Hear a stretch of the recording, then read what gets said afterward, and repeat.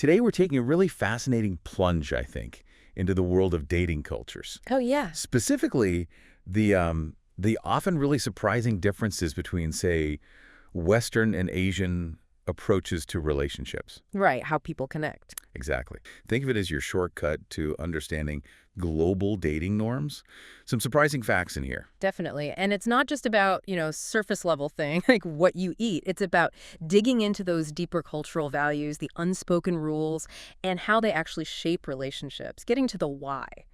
Okay, so let's kick things off with milestones, anniversaries, and special days. How do people mark time together?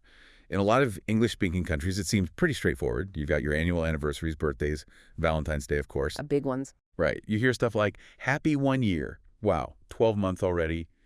And the vibe is often, let's do something small but special. Doesn't have to be huge. But then you compare that to many Asian countries, particularly thinking Korea and China here. Wow.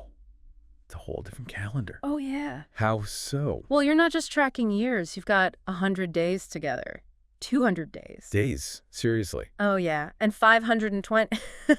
That's kind of a fun fact. It sounds like I love you in Mandarin. Ah. Plus Valentine's Day and White Valentine's Day and Kixi, which is like the Chinese Valentine's Day. Whoa, hold on. White Valentine's Day and Kixi. That's a lot. It is. And people take it seriously. There are actually couple anniversary apps just to count down these dates. You're kidding. An app for that? Nope. And forgetting, it's not just awkward. You might get, judged out a bit, like you're not committed. You'll hear things like, hey, it's our 100th day together. Or that loaded question, do you remember what today is? Oof. Yeah, I can imagine the pressure. It really reflects these underlying values about commitment, needing that public acknowledgement and that constant validation within the relationship. That makes sense. Okay, so speaking of public stuff, what about photos? Sharing date pics online. Yeah. This is another interesting one. In Western settings, it often feels more natural, less about flexing the relationship itself. How do you mean? Like, you might post a picture of the amazing food you had or the view, maybe tag the location, but often not even the partner. Or if you do post a pic with them, it's often pretty casual. Captions like, just a chill night with good company. Right, more about the moment. And there's a big emphasis on privacy, on consent, asking, hey, you okay if I post this? That's pretty standard. Okay, it makes sense. So how does that compare? Well, in some Asian cultures, again, thinking Korea, China, posting date photos can be like creating art pieces. Art pieces? Yeah, like perfect composition, those dreamy filters, maybe showing off matching couple rings, or those puzzle-style collages on Instagram. I've seen those. Exactly. And here's the kicker. Not posting photos, that can actually cause friction. Really? Why? Your partner might ask, don't you want people to know we're dating? Like, is this relationship even real if it's not online? You might get questions like, should we use matching profile pics or the really direct one? Why didn't you tag me? Wow. So the online presence is almost like proof of the relationship's seriousness. In a way, yeah. It taps into how much public perception and validation from your social circle matter. It sort of signals the health or status of the relationship in those contexts. Fascinating. Okay, so let's follow the date. The check arrives. What happens then? The wallet question. Right. The bill. Yeah. In the West, splitting it, going AA, as they sometimes say, is super common. Totally normal. Especially for younger people, right? Even first dates. Absolutely. And sometimes if a guy insists on paying for everything, it can actually come across as a bit much, maybe too aggressive. Interesting. Yeah, you'll hear, want to go halves on this, or, hey, I'll get this one, you can grab the next round. That kind of alternating thing is really common. Okay, sense of equality there. Yeah.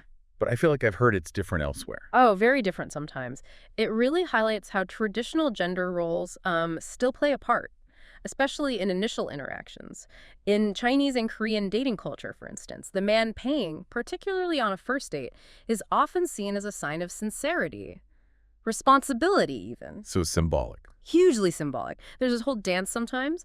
The woman might do a little pretend reach for her wallet. The pretend reach? I know that one. Exactly. But she'd likely be genuinely surprised, maybe even a bit alarmed, if the guy actually let her pay. Suggesting let's split on a first date, that could be seen as pretty impolite. You're more likely to hear, let me treat you, or no, I insist. Got it. So the money isn't just money, it's a message. Precisely. Yeah. A gesture carrying significant weight about intent and care. All right, let's shift gears to the date itself. The length of the date. How long do people usually hang out, especially early on? In the West, particularly for a first date, it can be surprisingly short. Like how short? Like just grabbing a coffee, maybe 30 minutes tops. 30 minutes, that's quick. Yeah, the idea is low pressure, low time commitment. If there's no spark, no chemistry, you can make a quick exit, No big deal. Let's grab a quick coffee and see where it goes. That's a classic low-stakes invitation. Very practical, almost like a screening call. Kind of. It really poses that question. Is a first date about a quick vibe check, or is it meant to be a deeper, more invested experience right from the start? So what's the contrast then? Well, in Korea, for example, a typical date isn't just one thing. It's like a package deal. The package deal. Yeah, like main course, So, then dessert, then drinks, then maybe singing KTV. all in one date. Often, yeah. There's even a saying, something like 3 rounds don't show true feelings. The implication is you need that extended time, those different activities to really gauge someone. Wow. Main course, dessert, drinks, and singing. That's a marathon. I heard dates can end super late, like 2 a.m. at a KTV. Totally possible. KTV karaoke television, those private singing rooms, it's huge. So yeah, a date could easily stretch for hours and end late. You'll hear things like, let's have dinner and maybe catch a movie, or want to go for round 2, meaning let's go do something else, like hit a bar or go sing. That is a serious time commitment for a first or second date. Very different. Okay, so we've talked structure. What about flirting? The actual connection stuff. Flirting styles. Yeah, that's another area with big differences. How so? In the Western approach, flirting is often seen as, well, a skill. A mix of eye contact, words, body language. Like a social sport almost? Yeah, sometimes. And direct compliments are pretty common. Someone might actually say something like, you have a really great smile, or even get more creative. Okay, quite upfront. Right. But then in some Asian cultures, it can be much, much less explicit. Less explicit how? Like more subtle compliments. Sometimes not even compliments. Often flirting takes the form of what you might call nagging care. Nagging. Yeah. Nagging is flirt. Wait, Yeah. It sounds counterintuitive, right? But yeah. There's this amusing idea. You think he's scolding you, but he's actually confessing. Okay, my mind is a little blown right now. Give me an example. How is nagging a confession? Well, it's about showing deep concern, often through what sounds like gentle criticism or over-the-top caution, like, don't wander off, you might trip. It sounds parental, but it's coded as, I care about your safety, I'm paying attention to you. Or the classic, you never eat properly, do you? Again, sounds like a complaint, but the underlying message can be, I worry about your health, I want to take care of you. Wow. So you really have to read between the lines there. It's affection disguised as, well, nagging. Exactly. It's fascinating how that indirectness, which might feel like criticism elsewhere, is actually a profound expression of care and affection. Very different from direct Western compliments. Wild. Okay, this leads nicely into physical boundaries. Touch, intimacy. Yeah. How does that progress? In the West, things like holding hands, hugging, maybe even a kiss, these can happen pretty naturally, assuming there's mutual consent. Consent is key, right? Absolutely. It's a huge part of the conversation. People often check in verbally. Can I hold your hand? Or is this okay? Just making sure everyone's comfortable. There isn't usually intense social pressure around the timing of these things, as long as both people are into it. Makes sense. Communication and comfort. Yeah. And connecting that to the bigger picture, it says a lot about norms around public displays of affection, personal space, that cultural baseline of modesty versus openness.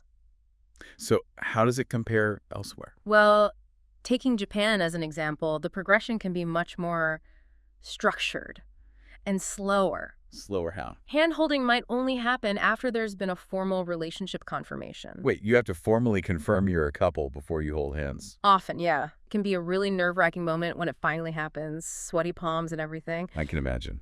Get this. Some sources mention Japanese couples might wait like 6 months before holding hands. 6 months just to hold hands. It's a significant difference. And the relationship sequence itself is often different. You confess feelings first, then you start dating officially. Not the Western way of dating first to see if you develop feelings. Confess first, then date. Wow. Yeah, and sometimes physical closeness isn't even asked for directly. People might just sort of quietly get closer physically, testing the waters subtly. That is a completely different timeline and approach to intimacy. Mm-hmm. Okay, so with all this complexity, what about that fuzzy phase, the what are we stage, the ambiguous period? Yes, the situationship zone. Exactly. How is that handled? In the West, it's generally pretty accepted, even expected, that people might date around initially. See multiple people. Yeah, casually. Until you have that explicit conversation, are we exclusive? Being dating doesn't automatically mean in a committed relationship. You'll hear people say, oh, I'm just dating around right now, or we're just seeing where this goes. It's understood to be exploratory. Okay, so clarity comes from conversation. Yeah. No assumptions. Right. Which raises that important question. How do cultures handle that tricky shift from casual to committed? What are the unspoken rules? So what's the contrast? In many Asian cultures, China for example, the assumption can be quite different. Once you start chatting regularly or go on a couple of dates, Yeah. it's often implicitly understood that you're only focusing on each other, and only one situation kicks in much earlier. Implicitly, without talking about it. Often, yes, and finding out the other person is talking to someone else. That can be grounds for immediate conflict, maybe even ending things right there. Whoa. So that, are you talking to someone else too? Question can come up much sooner and be much more serious. Definitely. Along with the classic, maybe slightly anxious, so. That's great. Exactly. The expectation of exclusivity just lands earlier. Man, that's a major potential pitfall if you're coming from a different cultural background. Okay, another big step, meeting the parents. Huge step. In the West, generally speaking, this is seen as a pretty significant milestone. Like things are getting serious. Exactly. It usually only happens after you've been dating stably for several months, maybe longer. It's a conscious decision. You'll hear couples discuss it. I think I'm ready for you to meet my folks. Or acknowledging, wow, meeting the parents, it's kind of a big deal, isn't it? Definitely requires a conversation beforehand. It's planned. Planned is the key word. Now contrast that. What's fascinating is how differently family can be integrated and how early in some Asian cultures, again, thinking of China, Okay. there's a scenario, sometimes played for humor, but potentially quite jarring, where parents might just casually pass by where you're having a date. Casually pass by.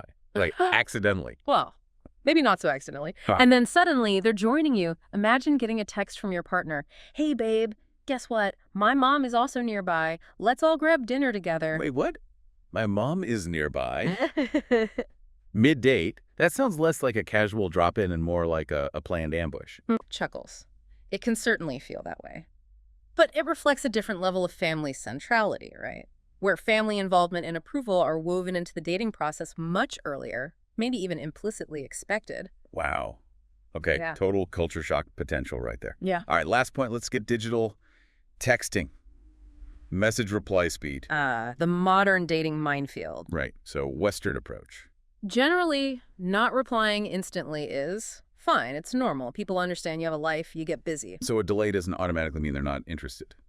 Not at all. It just means they're, in a meeting, driving, sleeping, whatever. You might get a text later saying, hey, sorry, was in meetings all day, no big drama. We should clarify ghosting, though that's different. That's deliberately stopping all replies, disappearing. That's not okay. But a simple delay, usually fine. Okay, so a generally relaxed expectation around reply times. Yeah.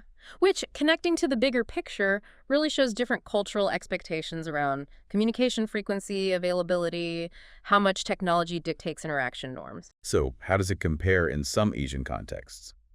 Well, in China, for instance, the expectation can be intense. Instant replies are almost the unspoken rule. Instant, like within minutes. Pretty much a delay of more than, say, 10 minutes. That could actually spark an argument. 10 minutes. Seriously. What happens if you're, I don't know, in the shower?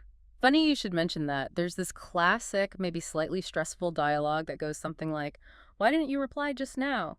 Oh, sorry, I was showering. Okay. And the response is, you showered for 42 minutes. 42 minutes. Oh my God.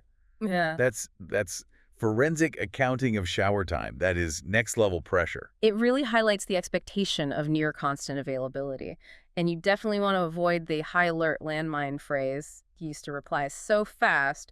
What happened? Oof. Yeah, I can see how that would feel like an accusation. It implies a drop in interest or commitment Yeah. purely based on reply speed. It's a whole different digital dynamic. Wow. What an incredible deep dive. Seriously. From 100-day anniversaries to nagging as flirting and 42-minute shower interrogations. It's so clear that while, that basic human desire for connection is universal, the actual journey, the rules of the road, they're wildly different around the world. Absolutely. It's not just quirks, right? It goes so much deeper. Definitely. Understanding these nuances feels valuable way beyond just dating. It's about appreciating the sheer variety of human interaction. And it really raises that important question, doesn't it? How can understanding these different cultural blueprints help us? Not just in finding a partner, maybe, but in building empathy. Like fostering better communication in all our relationships, whether they're romantic, professional, or just, navigating the world wherever you are. That's a great point. It's about seeing the why behind people's actions. Recognizing those underlying values can genuinely shift how we see things, how we connect with people. So here's something to think about as we wrap up. Next time you're starting a new connection, or maybe even just watching people interact, try to notice those invisible cultural scripts.